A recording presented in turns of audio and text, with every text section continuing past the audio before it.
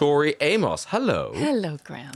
Look at you, all shiny and beautiful. Well, I'm seeing my daughter today. Oh, okay, so you don't make an effort. Yeah, Mom has to... Set an example. Well, she'll look at me and say, come on, Mom. Yeah, brush your hair, put some lip gloss on. But she'll say, no soccer, Mom. Don't want a soccer, Mom. Bit of glamour. Bit of glamour. Well, that's the point of having a pop star mother. Yeah, you don't want a soccer mom. And now listen, pop star, but now, is this your first foray into musical theatre and theatre? Yes. And how did it happen? I know that you must be so bored of these questions, but I must ask you. Yes. I must poke you with a stick and ask you. My mom would play musical theatre and her record collection starting when I was 2.5. And she says that I could play with both hands. She could play me something and I'd toddle up to the piano, climb up on a phone book. She'd have yellow pages there for me to sit on. Yeah. And I'd play it back to her with both hands. And so I think this sort of became like some weird scientific experiment from my mom. So she just started pulling records out and would say, no, here, play this. This is an experiment when my dad would go off to church to be the reverend. Yeah. And the minister's wife would pull out, Old Blue Eyes and say, play this. Da da da 17, it was a very good year. And I'd play back to her. Wow. So she would play me musical theatre as well. So this is a kind of a coming home for you. You're coming back to a world you knew when you were very little. Yes. And this particular story, it's around this show. It's been quite a lot. We had expected this show a little earlier, had we not? It was anticipated a few years ago. Yeah, but it's good that Sir Nick is the titan that he is and is a taskmaster. And he pulled me and Sam Adamson and Marianne Elliott all together. And he goes, guys, this is one situation, being at the National Theatre, where we're not asking you to dumb it down and make it for 4 years old to 94. We're saying, go be dangerous. It is a fairy tale. I mean, it's not. We should say what it is. It's called The Light Princess. Yes.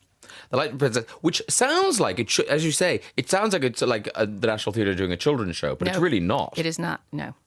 But my daughter, she goes to see it, and it's fine. She's 13. And she says if she thinks you can be slightly younger, but it's really not for 5, 6, 7-year-olds. No. But yet there's it certain sounds... content. It's teenagers becoming grown-ups. So the sexual awakening, yes. sexual awakening things. But at the same time, you sort of feel like little kids should see it because it's full of kind of magical theatricality. Marianne is really, there's flying and floating and all sorts. Yes, that's what Marianne does so magically well. It is a Marianne Elliott production with her team, her creative team, and she brings her creative team is, to me, they're all at the top of their game. You've got the best. This is the lady who did War Horse, Curious Incident with the Dog in the Night, and things like that. That's right. So is there puppetry in this as well? Oh, yes. Oh, yeah, she got the puppet. She wheeled them out. Yeah. And so you did the music and lyrics, but you didn't do the book. No, I co-lyrics with the book writer, who is Sam. So he's my paper husband. So we're the writing team. Okay. And why did it take so long? Well, musicals take long. Many of them might not tell you this, mentioning no names, but they do take to get them right. Nick Heitner said, look, there are more musicals that are in the graveyard, the artistic graveyard, than any other form. So you have to get it right. And trying to figure out how to float somebody on a stage, I mean, that's not a small effort, Graham Norton. Well, now, can I just say, Tori Amos, a friend of mine went to see it, and he just said, and I'm really rude, I can't remember the name of the lady who plays the Light Princess. Rosalie Craig. Rosalie said, he just said, what Rosalie Craig does is impossible. In that she is flying around, but singing faultlessly. That's right. Like, that does sound impossible. She is, for me, somebody said to me that had seen Barbra Streisand do Funny Girl, who has lived that long, and said, when I saw this young woman play this role, I thought, I remembered that moment of seeing Barbra Streisand play Funny Girl. And to me, Rosie can't get a better compliment from somebody who is jaded and tough, and I won't say who it was, but somebody who's been in theatre for a long time. You will sell more tickets with that story than any other. That really made me go, oh, I really want to see it now. Well, I'm not trying to, you know me. You've known me for a long time. I'm yeah. not shining anybody on. I think she's done a great job. Whether this story is for you, It's a feminist fairy tale. So I can live with that. Yeah, but if there's some puppets and people flying, I can live with that. Yeah. and there's some hot boys. That's good. Any shirt off action? Oh, you know it. Of course. I'm not gonna let the boys down or the women. You kidding? Thank you very much, Tori. Now, we were chatting before while the record was on that you spend a lot of time in Ireland now. Yes. But for years. How did I not know this?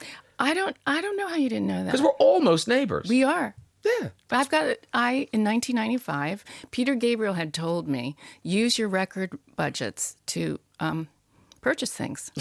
And I said, well, that's a really good idea. He said, look, be intelligent. And I said, wow, all right. Because, you're sitting there talking to Peter Gabriel. Some of the best advice I've ever gotten is from Peter Gabriel and Robert Plant, how to navigate the music business and the corporate guys that run it. And so he said, do it. And I'm an American, so I don't own property in England. My husband does. Yeah. I own property in the States as well. But Ireland is part of my father's roots. So we got the Ballywilliam house in 1995. And it needed a lot of work. So we turned it around, and it's a magical place. It is lovely, West Cork. I love it. It's really, really nice. I spend 2 months there every year. And Kinsale, yum. It's so many lovely restaurants. Yeah, it's just really, it's a really special place.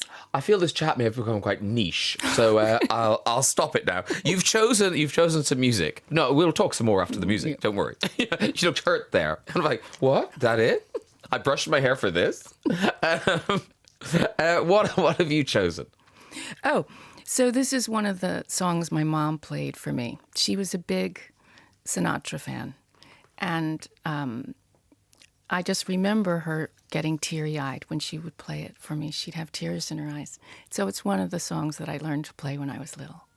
Here it is, Frank Sinatra and Keely Smith, So in Love. So in love with you, my love.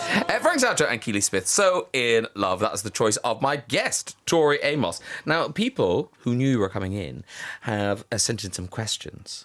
Okay. They're safe. Okay. They're fine. Are you sure? Positive. All right. There'll be nothing bad. Right. How well known to audiences is the National Theatre in the USA? That's Kathleen Dorset. Is it kind of famous? That's a really good question, because if you're in the theater, if you work on Broadway or you're connected to it, then they understand what it means, the prestige. But we don't have the equivalent of the National Theatre. It doesn't exist. So it's a little difficult to understand what it means to Britain. And I suppose when you're doing something at the National, it gives you freedom, but there's also an added pressure, I would have thought. Of course there is. Did you feel that? Well, until you've been noted by Nick Heitner, you've never been noted. I mean, I've been noted by everybody. I mean, I've even heard Harvey Weinstein has notes to give me. But until you've been noted from Nick Heitner. So he'll watch a rehearsal and he'll give you notes and just say, you've got to change this, you've got to do this. For the last 5 years, yes. Yes. To the point where I honestly said, there was just one day I'd say, okay, on my right hand, a root canal. On my left hand, notes from Nick Heitner. Oh, I'll go with my right hand. The National Theatre has enjoyed great success with recent productions like Warhorse. Are you hoping The Light Princess will transfer to Broadway? Marvin Goldberg writes. Well, Marvin, I'm not allowing myself to go beyond each performance, just because all the creative team is staying really focused on making sure that our changes are what we want them to be, and just being there to support the actors and the musicians. Can you enjoy it when you watch it? Can you enjoy it, or have you worked in it for so long now you've kind of sucked the joy out of it? No, I do enjoy it. I think it's one of those things when my daughter sees it, there's something that we share together, because she hadn't seen the latest what it's become. Yeah. And so it's a thing that we share together. And I have to tell you, the thing is, our director, Marianne Elliott, to work with her where she is at the height of her magical powers and to learn from her, I just sit there and learn. She is just quite something. She's the cutest blonde with the biggest balls in London. Tell me this, has this whetted your appetite, or are you thinking, I will never work in musical theatre again? Give me a piano and just let me do it myself. Well, I am going off to make a record for Universal now, and I can't tell you, I'm ready to do that. Just because it's what's great about it, but what's challenging about it is you're working with all the disciplines. So you have people from the theater side that aren't in musical theater. You have people that are, and I was from the music side. So therefore, all of us are coming together to create something that hopefully is unique. But being at the National, there is a pressure. I am like an expectant mother right now. Yeah. But how nice then to get back to the studio and just call the shots. Yeah. Be boss again. Yeah, well, it's absolutely right. Nick Heitner and Marianne Elliott run this ship. And it's been really fascinating for me to be part of a creative team and realize that, I'm not the one with the final say. So, and it's also that weird thing where you probably didn't realise how used to calling the shots you'd got. That's right. No, that's very true. If we're being honest with each other, that's completely true. My favourite album of yours, this is Flynn Hope in Nottingham. My favourite album of yours is Boys for Pele. What did the title refer to, and what were you trying to do with that album? I don't quite know what that question means.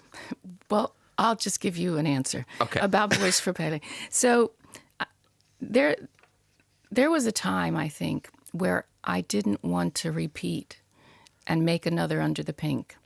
And I think that when record execs are being honest with you as an artist, sometimes they want you to repeat the record you've done if it's been successful. And as an artist, I couldn't do that. I needed to do something really quite different, and I wanted to produce. And so there was an idea where I thought, I don't want to be walking in for the rest of my life where there's a man in the producer's chair telling me what to do. I've worked with some great people, and they've inspired me, and now I need to get my own team together. Sort of like what Marianne Elliott was doing at a similar time, getting her team together. Yeah. And I was doing that on the music side. I just heard a thing on the radio about that, how there are so few women who work in production. That's right. Why is that? Well, it's funny. I had this conversation yesterday with Polly Constable, who's head of lighting. She's won Tonys and everything else. And she's one of the most sought after light designers. And I spoke to Ray Smith about it this past week. And she's our head design. And they've been working together for 20 years. And they'll tell you, they'll look around. And in their day, there were very few women. It was a boys' club. So they had to really take their machete and create their trail, blaze a trail for themselves. Jim Saunders, actually no, let's do Harriet and Kent, because I meant to ask you this question too, that the main character in The Light Princess looks quite like someone. Yes. Could it be Tori Amos? And was that intentional? I could be her mom. I'm 50. Come on. I could be her mom. Of course I could. Are you really 50? Yes. Oh, I was. Give me a gun. I was 50. And this lady in Launceston at Tesco, I was really cut up about it about a month and a half ago, and she just took me by the hand. I was there with Super Debs, who I go around with in Launceston to Tesco, and this lady took my hands and she just said, "Listen to me, young thing. I'm 59, and you're not a number. Don't be a number. Just be a woman with accomplishments." And I stood there sobbing. She was my Buddha that day. Oh, that's a lovely story. Nobody hugged me. I just got depressed. Jim Saunders, who were Tori's main musical influences, and who does she listen to now? Well, I usually don't say what I'm listening to now, and there's a reason for this, because in the early 90s, somebody that I really, really looked up to was asked this question, and they mentioned every female artist on the scene except me. And I did have a pity party, but I had to get over it. And I had to... Was it more sobbing in a supermarket? Well, behind the wheel of a car. Because when you hear it on radio and you're just driving, you go, "Oh, I like them so much." And they're mentioning all these names. And then you, okay, all right. So I said I would never do that to anybody. But I listen to everything. And we have a huge collection of records, all styles, all kinds of things. We've built a library up for the last, 30 years. So do you listen to vinyl still? We absolutely have vinyl. We've got everything. But my husband's a sound engineer, so everything's been transferred properly and... Wow. Just imagine how clean and lovely your house is. But I don't cook and clean. But he didn't marry me for that. He's in control. The Light Princess. Who could it be based on? The Light Princess, featuring music and lyrics by, co-written lyrics. Yes. Now we know. I've learned so much Samuel today, Adamson. Yeah. Tori Amos is now playing at the National Theatre's Littleton Theatre. Thank you so much for giving me to see us. Thank you.